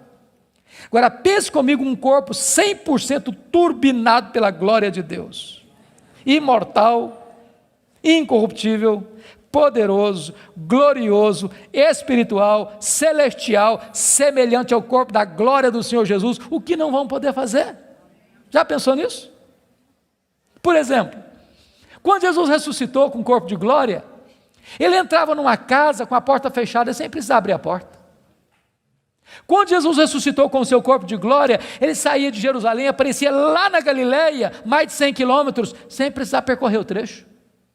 Quando Jesus ressuscitou com o corpo de glória, ele foi assunto aos céus, levado entre nuvens. Eu pergunto para você agora, com que velocidade Jesus voltou para o céu? Velocidade da luz? 300 mil quilômetros por segundo. Porque se Jesus voltou na velocidade da luz, 300 mil quilômetros por segundo, depois de 2000 anos, ele está logo ali na esquina ainda. Eu pergunto para você, com que velocidade um anjo vem do céu à terra? Com que velocidade? A Bíblia diz que lá no Getsêmani, Jesus disse para Pedro assim: bota essa espada na bainha aí, se eu precisasse de ajuda, eu rogaria ao Pai, ele me mandaria mais de 12 legiões de anjos. Quantos são 12 legiões de anjos? 72 mil anjos. Com que velocidade eles viriam? No estalar de dedos. O que significa isso? Significa que os anjos não estão sujeitos às mesmas leis que nos governam, de tempo, de espaço, de tamanho. A Bíblia diz que nós vamos ser como os anjos, não no sentido de que não teremos um corpo, mas vamos viver na mesma dimensão. Nós vamos habitar e reinar com Cristo nos novos céus e na nova terra. Vamos servir a Ele, vamos trabalhar para Ele, vamos glorificar a Ele, vamos conhecê-lo, e jamais chegará um dia na eternidade que a gente possa dizer assim: agora eu conheço tudo a respeito de Deus, não tem mais nada para conhecer, porque esse dia jamais chegará, porque Deus é inesgotável em seu ser. Agora eu entendo Jó. Sabe o que o Jó está dizendo? Deus, eu só estou arranhando a superfície, só arranhando a superfície. Tem mais, tem muito mais, tem infinitamente mais. Agora eu entendo o profeta: conheçamos e prossigamos em conhecer o Senhor. Mas a última verdade que mudou a vida de Jó está no versículo 6, confira comigo. Ele diz assim: por isso eu me abomino e eu me arrependo no pó e na cinza. Ele reconheceu a enormidade do seu pecado. E aqui eu entro em crise de novo. Porque essa confissão aqui cabe bem na boca de um ladrão, de um assassino, de um adúltero, de um corrupto. Mas não cabe na boca do camarada que o próprio Deus diz que ele é o mais piedoso da sua geração. Eu me abomino. E eu me arrependo no pó e na cinza. Como é que você vai entender isso? A grande questão aqui é a seguinte, irmãos: as pessoas que mais sofrem e lamentam os seus pecados não são as pessoas que mais pecam. As pessoas que mais choram, lamentam e confessam os seus pecados são as pessoas que mais perto de Deus andam. Quem anda longe de Deus, nem consciência de pecado tem. Eu estava pregando, final do ano passado, no Hospital Cruz Azul, em São Paulo. E a Eleni Vassão, que é capelã, me disse, nós lidamos com uma situação muito triste, agora recente. Eu perguntei, o que foi, Eleni? O que aconteceu? Ela me disse que chega no hospital uma moça, com seus pais, com hemorragia muito severa. E quando o médico foi examinar aquela moça, o médico disse, essa menina acabou de ter um bebê. Essa moça acabou de ter um bebê. E a moça protestou, falou, não, o senhor está enganado, eu não estava grávida não. Os pais disseram, não, essa moça não estava grávida. E o médico radicalizou, pois essa moça acabou de ter um bebê. E a família inteira negou. E o médico radicalizou de novo, tragam-me o bebê, senão eu denuncio o fato à polícia. Daqui meia hora, chegou um bebê, morto, numa caixa de isopor. Helene disse, pastor, nenhum sintoma de culpa, nem nos pais, nem na moça, nenhum sofrimento. Nenhum sofrimento. Há poucos dias em São Paulo eu vi um cidadão que recebeu R$3.000 para matar uma outra pessoa, pistoleiro de aluguel. Ele nunca tinha visto aquele homem nunca tinha falado mal dele, nunca tinha feito mal para ele recebeu R$3.000, botou no bolso, foi lá, deu 5 tiros na pessoa, matou a pessoa, foi para casa, tomou um banho, jantou e dormiu. Nenhuma culpa. Mas quem anda na presença de Deus, aquele que é santo, santo, santo, não pode se aproximar dele, sem dizer, ai de mim, Senhor, eu estou perdido. Não pode se aproximar dele, sem dizer, Senhor, eu me abomino no pó e na cinza, eu me arrependo, porque na presença desse Deus, até os serafins cobrem o rosto. Então preste bem atenção nisso.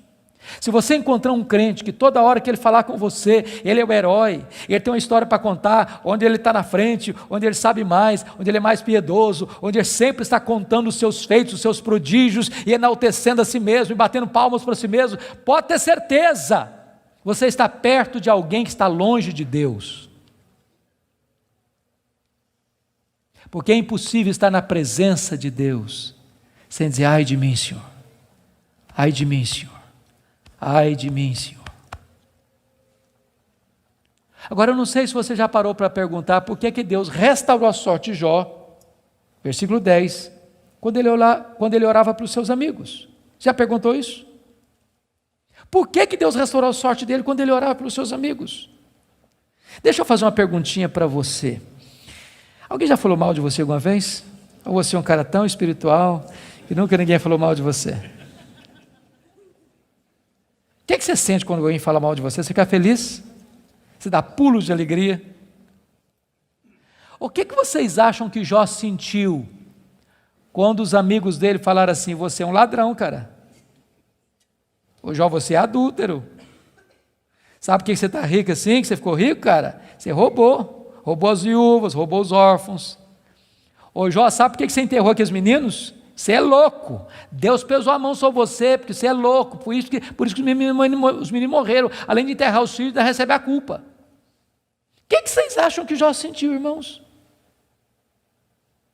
Sabe o que ele fez? Ele se defendeu, mas quem se defende, sabe o que tem às vezes no coração? Dor, mágoa, ressentimento. Sabe o que Deus está falando para esse homem ser restaurado?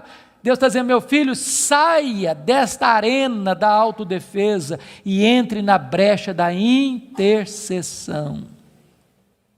Porque enquanto você se defende e tem mágoa, mas você não consegue orar por alguém e ter mágoa desse alguém ao mesmo tempo.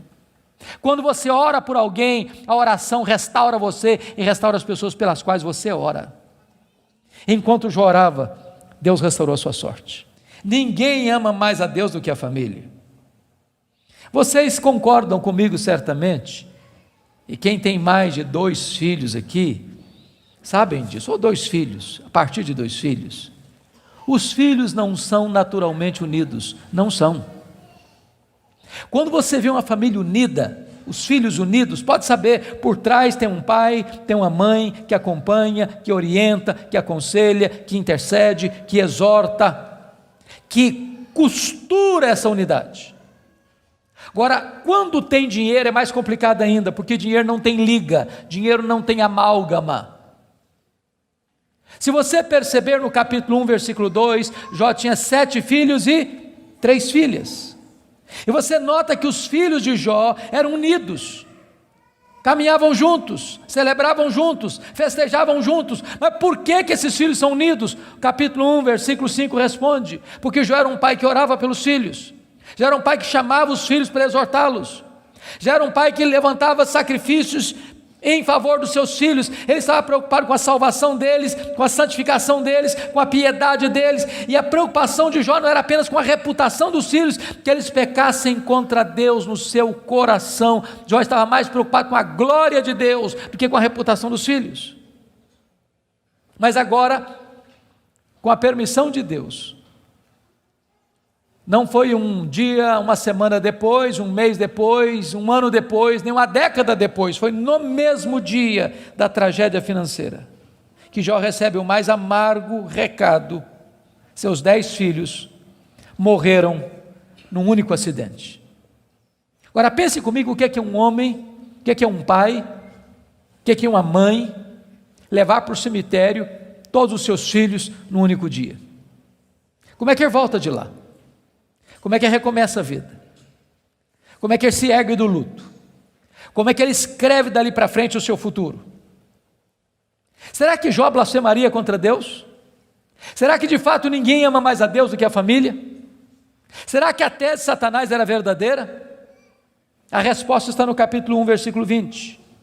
Quando Jó recebe a notícia dessa tragédia, diz a Bíblia que ele rasga o seu manto, que ele raspa a cabeça, que ele se prostra, que ele adora, e ele diz: o Senhor Deus deu, o Senhor Deus tomou, bendito seja o nome do Senhor. Ele derrota aqui a segunda tese de Satanás. Ele prova que ele ama mais a Deus do que a família. Ele prova que ele serve a Deus não pela bênção de Deus, mas pelo caráter de Deus, não por aquilo que Deus dá, mas por quem Deus é. Mas aí vem o capítulo 2. E no capítulo 2, mais uma vez os filhos de Deus se reúnem. E eu quero crer que os anjos, eu quero crer que nas regiões celestes. E mais uma vez Satanás aparece por lá. E é curioso que Deus é quem provoca a conversa de novo, perguntando para ele: de onde vens? Satanás responde: de rodear a terra e passear por ela. Sabe o que ele está dizendo? Não mudei minha agenda. Estou fazendo o que eu sempre fiz, eu estou por aí, eu estou de olho, estou antenado, estou vivo e ativo no planeta Terra, estou procurando uma brecha, estou procurando alguém para devorar. E Deus cutuca outra vez perguntando assim: observaste o meu servo Jó? E Deus dá o currículo de Jó sem alterar uma vírgula: não tem ninguém na terra semelhante a ele, homem íntegro, reto, temente a Deus, que se desvia do mal. Me incitasses contra ele sem causa para o destruir, mas ele permanece íntegro. Sabe o que Deus está dizendo? Satanás, suas teses são mentirosas, suas teses são falsas. Jó provou que me ama mais do que o dinheiro, mais do que a família. Jó provou que me ama não por aquilo que eu dou para ele, mas por quem eu sou. Aí Satanás levanta a terceira tese: pele por pele, e tudo que o homem tem dará pela sua vida. Toca-lhe nos ossos, toca-lhe na carne, e verás se não blasfema contra ti na tua face. A terceira tese de Satanás é essa: ninguém ama mais a Deus do que a si mesmo. Sem que Jó soubesse, Deus constitui Jó em seu advogado na terra, e coloca nas mãos de Jó a defesa da sua reputação. E diz para Satanás: pode tocar nos ossos dele, pode tocar na carne dele, só não podes tirar a vida dele. Satanás é um ser limitado e limitado por Deus. Ele só pode ir até onde Deus o permite ir, e nem um centímetro a mais. Mas com a permissão de Deus, Satanás sai dali para colocar uma doença maligna em Jó, ferida do alto da cabeça à planta dos pés. E eu imagino essa cena: Jó está falido, Jó está enlutado. E agora o seu corpo começa a ficar chagado. Feridas vão arrebentando por todo o seu corpo. Seu corpo fica cheio de pus. Sua pele vai ficando necrosada. Ele vai ficando mal cheiroso. Ele é uma chaga viva. Ele é um aborto vivo. E diz a Bíblia que outras bolhas vão se formando. E ele precisa pegar um caco, talvez de telha, para raspar a sua pele necrosada. Bolhas vão se formando e se formando. Ele tem que morder nessas bolhas para tentar aliviar a sua dor. Ele não consegue comer, ele não consegue dormir. A dor não dá pausa, não dá trégua. E ele vai ficando magro, magérrimo, macérrimo, encarquilhado, de couro furado pelas costelas em ponta. No auge da sua dor, do seu desespero, a sua mulher olha para ele, um espectro humano, uma chaga viva, se revolta contra Deus e diz: ainda conservas a tua integridade, Jó? Amaldiçoa o teu Deus e morre. Deus não é digno de ser adorado no sofrimento. Acaba com isso. Tenha hombridade e coragem de dar cabo da sua vida. E Jó responde para ela no capítulo 2, verso 10: tu falas como uma louca. Nós temos recebido o bem de Deus, não receberíamos também o mal? Em tudo isso, diz o texto, Jó não pecou contra Deus com os seus lábios. Ele derrota aqui a terceira tese de Satanás. Ele provou que amava mais a Deus do que a si mesmo. Ele provou que ele servia a Deus não por aquilo que Deus dá, mas por quem Deus é. Mas confira comigo capítulo 2, versículo 11. Aí vieram os amigos. Ele faz Bildade e Zofar. Combinaram ir juntamente condoer-se de Jó, para consolá-lo. Diz o verso 12 que eles levantaram de longe os olhos, não reconheceram Jó. Eles ergueram a voz e choraram, cada um rasgou o seu manto, lançou pó sobre a cabeça. Sentaram-se com Jó na terra 7 dias e 7 noites. Nenhum lhe dizia palavra alguma, pois viam que a dor de Jó era muito grande. E eu quero fazer uma pergunta para você. Esses homens eram amigos de Jó? Esses homens eram amigos de Jó? É claro que eram. É claro que eram. Qual foi o problema desses homens? O problema desses homens é que num dado momento eles começaram, entre aspas, a fazer teologia. Eles começaram a lucubrar. Eles começaram a desenvolver uma espécie de lógica simples. E a lógica deles era essa: toda causa tem um efeito e todo efeito tem uma causa. Eles pensaram, para Jó estar sofrendo, ele deve ter feito coisa errada. Mas para ele estar sofrendo muito, ele deve ter feito muita coisa errada. Mas eles não só pensaram, eles falaram. Mas eles não só falaram, eles falaram para Jó. E eles assacaram contra Jó os mais pesados libelos acusatórios. Chamaram Jó de adúltero. Chamaram Jó de ladrão. Chamaram Jó de louco. Falaram para Jó que Deus havia matado os filhos dele por causa da loucura dele. Falaram para Jó que ele tinha ficado rico porque tinha roubado os órfãos e as viúvas. E eles foram massacrando Jó. E eles foram cravejando Jó com as suas setas mais venenosas. E eles foram esmagando Jó com as suas críticas mais desumanas e cruéis. Eles foram passando Jó debaixo do rolo compressor da impiedade. O que Jó fez? O que você e eu faríamos? Ele começa a perguntar assim para Deus: por que, meu Deus? Mas por que eu estou sofrendo? Mas por que a minha dor não cessa? Mas por que os meus filhos morreram? Mas por que eu não morri no ventre da minha mãe? Mas por que eu não morri ao nascer? Mas por que os seios da minha mãe não estavam murchos de leite para eu morrer de fome? Mas por que o Senhor não me mata de uma vez? Ele levantou aos céus 16 vezes esta mesma pergunta: por quê, por quê, por quê, por quê? Ele levantou aos céus 34 queixas contra Deus. Mas você sabe que o universo não é infinito, porque a infinitude é um atributo exclusivo de Deus. Mas os astrônomos afirmam que o nosso universo tem mais de 93 bilhões de anos-luz de diâmetro. O que significa isso? Significa que se você pudesse voar à velocidade da luz, 300 mil quilômetros por segundo, nessa velocidade você demoraria mais de 93 bilhões de anos para ir de uma extremidade à outra do universo. Pois Deus criou tudo isso, Ele é maior do que tudo isso, Ele é seu Pai, e Ele está dizendo, Ele tudo pode. Pergunte a um astrônomo quantas estrelas existem. Sabe qual é a resposta dele? Eu não sei. Mas eles afirmam categórica e insofismavelmente que há mais estrelas no universo do que grãos de areia em todas as praias e desertos do nosso planeta. Vá um dia à praia, encha a concha da sua mão de areia, leve para casa, bote numa tábua de vidro e conte quantos grãos de areia você consegue colocar na concha da sua mão. Há mais grãos de areia, há mais estrelas no firmamento que todos os grãos de areia de todas as praias e desertos do nosso planeta. Deus não apenas criou todas elas, Deus conhece cada uma delas pelo nome.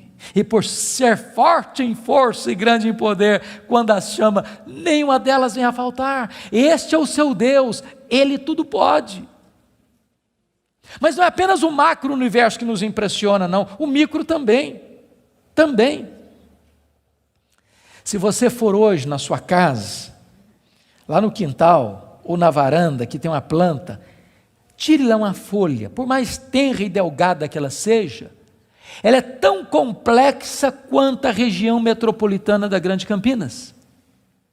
Chegue em casa hoje, vá na geladeira, pega um ovo, quebre numa frigideira. Aquela gema é mais complexa do que qualquer máquina que o homem jamais inventou.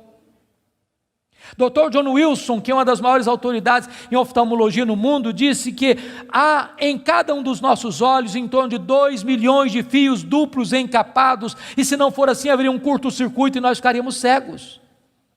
Dr. Marshall Nirenberg, prêmio Nobel de Biologia, fez uma das mais fantásticas descobertas no século passado. Ele descobriu que nós somos um ser programado geneticamente.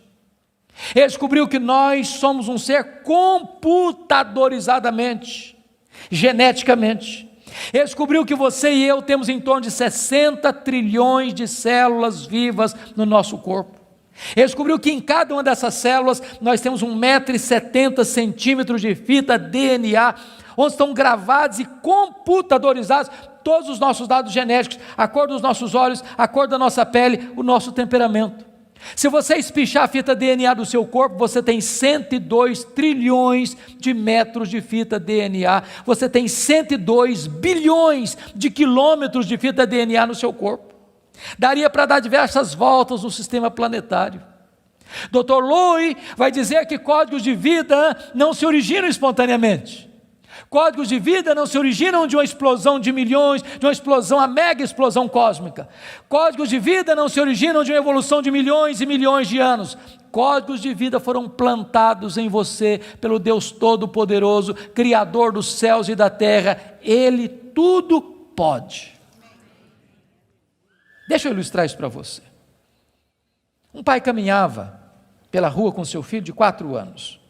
Eu acho que todos vocês concordam comigo que as crianças parece que fizeram um curso de pós-doutorado em perguntas difíceis.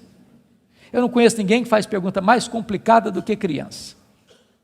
E o menino voltou para o pai e perguntou assim: papai, qual é o tamanho de Deus? E o pai engasgou, porque não tinha uma resposta pronta para um menino de 4 anos. Permaneceu em silêncio, continuou caminhando. Daqui a pouquinho o pai escuta o ronco das turbinas de um avião supersônico lá nas alturas excelsas e diz: filho, olha para cima. O menino olhou: está vendo aquele avião, filho? Estou vendo, papai, estou vendo. Qual é o tamanho daquele avião, filho? Ah, papai, muito pequeno, estava muito longe. O pai pegou o menino pelo braço, levou-o no aeroporto.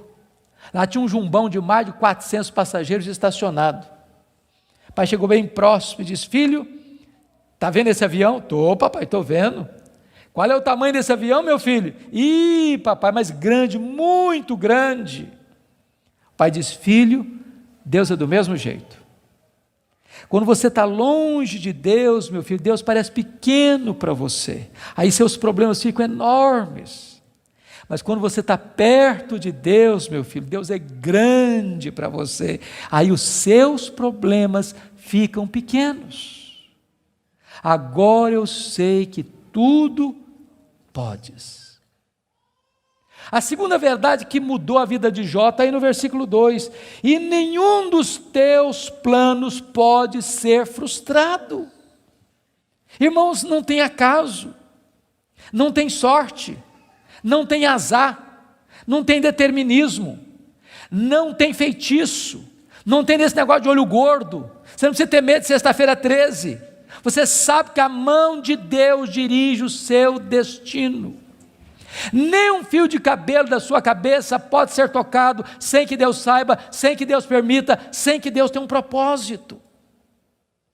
Quando você entende que Deus governa o universo, que Deus governa até uma folha que cai no outono, que nenhum pássaro, nenhum pardal pode cair ao chão sem que Deus saiba e permita, você vai entender que você não é uma lasca de lenha jogada no mar da vida, empurrado de um lado para o outro ao sabor das circunstâncias. A sua vida está nas mãos daquele que está assentado na sala de comando do universo.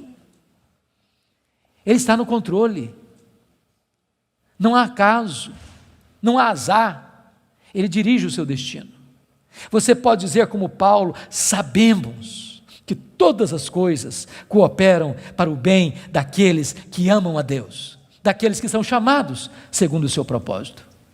A terceira verdade que mudou a vida de Jó está aí no versículo 3, confira comigo.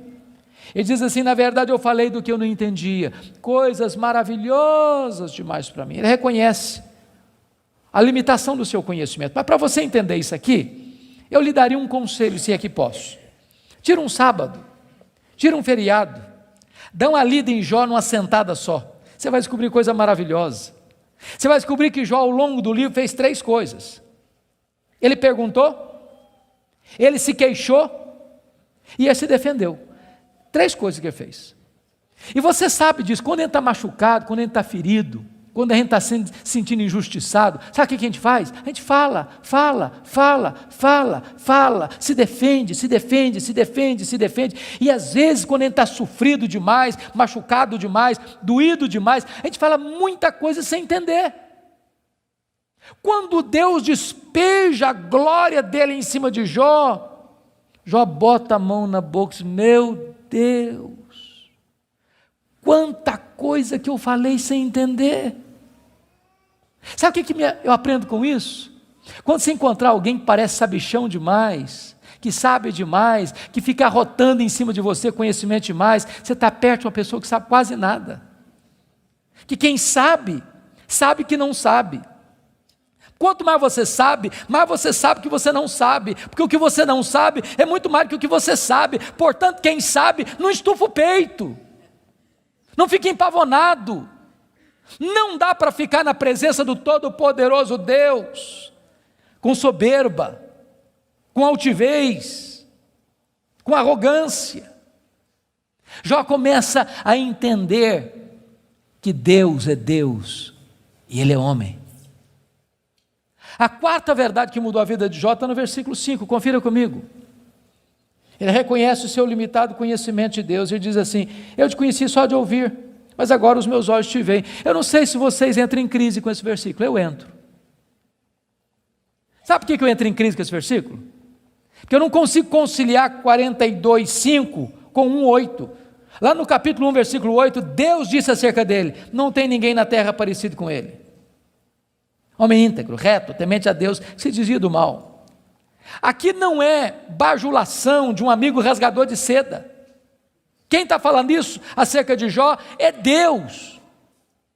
É Deus quem está dizendo que esse cara é o homem mais piedoso da sua geração. E Deus não tem uma opinião a nosso respeito, Deus tem um diagnóstico. Agora, como é que esse homem, que Deus diz que é o cara mais piedoso da sua geração, vem me fazer uma confissão dessa? Ah, Deus, eu te conheci só de ouvir, mas agora os meus olhos te veem. Parece contraditório. Mas para explicar isso, deixe-me fazer uma outra pergunta. Você conhece a Deus? Você conhece a Deus? Quanto você conhece? Quanto?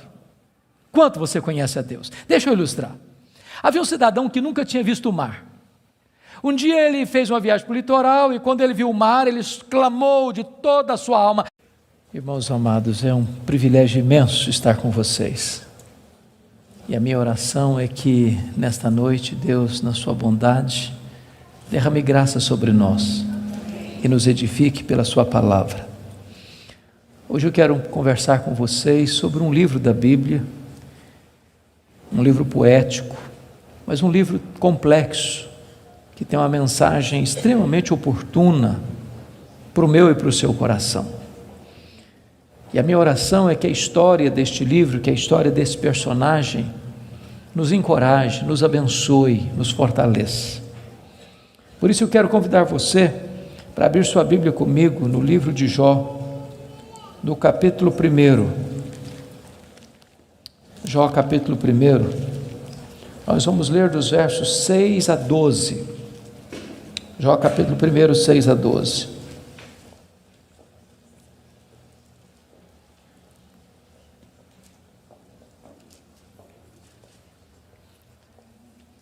Está escrito: num dia em que os filhos de Deus vieram apresentar-se perante o Senhor, veio também Satanás entre eles. Então perguntou o Senhor a Satanás: de onde vens? Satanás respondeu ao Senhor e disse: de rodear a terra e passear por ela. Perguntou ainda o Senhor a Satanás: observaste o meu servo Jó? Porque ninguém é na terra semelhante a ele, o homem íntegro e reto, temente a Deus e que se desvia do mal. Então respondeu Satanás ao Senhor: porventura Jó debalde ou inutilmente teme a Deus? Acaso não cercaste com sebe a ele, a sua casa e a tudo quanto tem?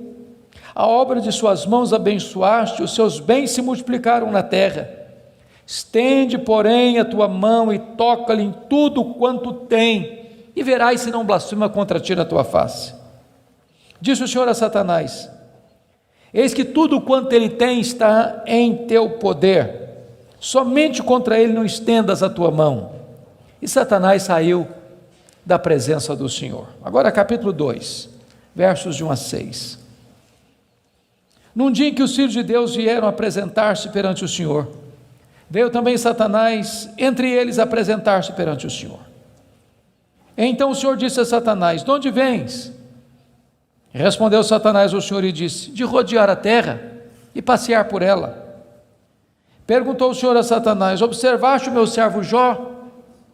Porque ninguém é na terra semelhante a ele, homem íntegro e reto, temente a Deus e que se desvia do mal.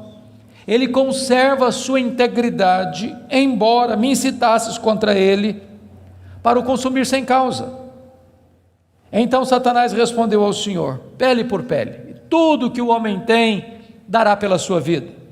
Estende, porém, a tua mão e toca-lhe nos ossos e na carne, e verás se não blasfema contra ti na tua face. Disse o Senhor a Satanás: eis que ele está em teu poder, mas poupa-lhe a vida. Irmãos, esse texto registra este episódio da reunião de Deus com seus filhos. E eu quero crer que aqui são os anjos. Eu quero crer que esta reunião aconteceu nas regiões celestes. E a Bíblia não nos dá muitos detalhes, mas nos informa que Satanás apareceu por lá. E é curioso que quem provoca a conversa é Deus, perguntando para Satanás: de onde vens? Satanás responde: de rodear a terra e passear por ela. Satanás é uma espécie de turista inveterado. Ele está por aí, está de olho, está antenado, está procurando uma brecha, está procurando alguém para devorar. E Deus cutuca de novo perguntando assim: observaste o meu servo Jó? E Deus dá o currículo de Jó: não tem ninguém na terra semelhante a ele, Em outras palavras, é o homem mais piedoso dessa geração. Homem íntegro. Íntegro é aquilo que você é com a porta do quarto trancada, sem ninguém observando. Homem reto. Reto é aquilo que você é em público, e todo mundo está vendo. Homem temente a Deus, princípio da sabedoria. Homem que se desvia do mal, deliberadamente santo. Satanás poderia ter respondido assim: bom, esse eu não conheço ainda não, ando meio ocupado, tenho outras prioridades, quem sabe um dia eu dou uma olhada nele. Mas não foi a resposta de Satanás. Satanás respondeu assim: mas também puderas, desse jeito aí, qualquer um te adora, tu tens abençoado a vida deste homem, tu tens cercado a casa deste homem com a grande muralha de proteção, os bens deste homem multiplicam na terra, tudo que esse cara bota a mão vira dinheiro, desse jeito aí qualquer um te adora. E Satanás insinua duas coisas aqui. Primeiro, ele insinua que Deus precisa subornar as pessoas com bênçãos para receber delas adoração. Satanás insinua que ninguém adora a Deus por quem Deus é, apenas por aquilo que Deus dá. Satanás insinua que as pessoas só se aproximam de Deus por causa das bênçãos de Deus e não por causa do caráter de Deus. Satanás insinua mais. Ele insinua que Jó não é honesto quando adora a Deus. Ele insinua que Jó descobriu que religião é uma grande sacada, que esse negócio de religião dá lucro, que o vetor que move Jó em direção a Deus é o lucro. Mas se Deus tirar de Jó o que o próprio Deus deu para Jó, esse Jó blasfema, em vez de adorar. A grande pergunta é: o que um homem tem? Um homem tem família, um homem tem bens. Satanás diz para Deus: toca no que ele tem, e verás se não blasfema contra ti na tua face. Satanás levanta aqui duas teses. A primeira delas: ninguém ama mais a Deus do que o dinheiro. Segunda tese: ninguém ama mais a Deus do que a família. Sem que Jó soubesse, Deus constitui Jó em seu advogado na terra e coloca nas mãos de Jó a defesa da sua reputação e diz para Satanás: pode tocar no que ele tem, só não podes tocar na sua vida. Em outras palavras, Satanás é um ser limitado e limitado por Deus. Ele só pode ir até onde Deus o permite ir e nem 1 centímetro a mais. Nas palavras de Martinho Lutero, Satanás é um cachorro na coleira de Deus. Ele só pode ir até onde a coleira o permite ir e nem 1 centímetro a mais. O nosso Deus manda no céu, o nosso Deus manda na terra, o nosso Deus manda no inferno. Ele manda nos anjos, ele manda nos homens, ele manda nos demônios. Agora, com a permissão de Deus, obviamente, Satanás sai dali para fazer um verdadeiro terremoto na vida financeira de Jó. Confira comigo, capítulo 1, versículo 3, quão rico era esse homem. Na parte final do verso 3, somos informados de que este homem era o maior de todos os do Oriente. Sabe o que significa isso? Ele era o homem mais rico da sua geração. Já fomos informados que ele era o mais piedoso. Agora somos informados que ele é o mais rico. E aqui cai um mito. O mito de que um homem rico não pode ser piedoso. Não é verdade isso. É possível ser rico e o mais rico, e é possível esse rico ser piedoso e o mais piedoso.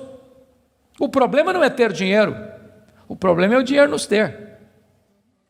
O problema não é ter dinheiro no bolso, o problema é entronizar dinheiro no coração. O problema não é o dinheiro, o problema é o amor do dinheiro.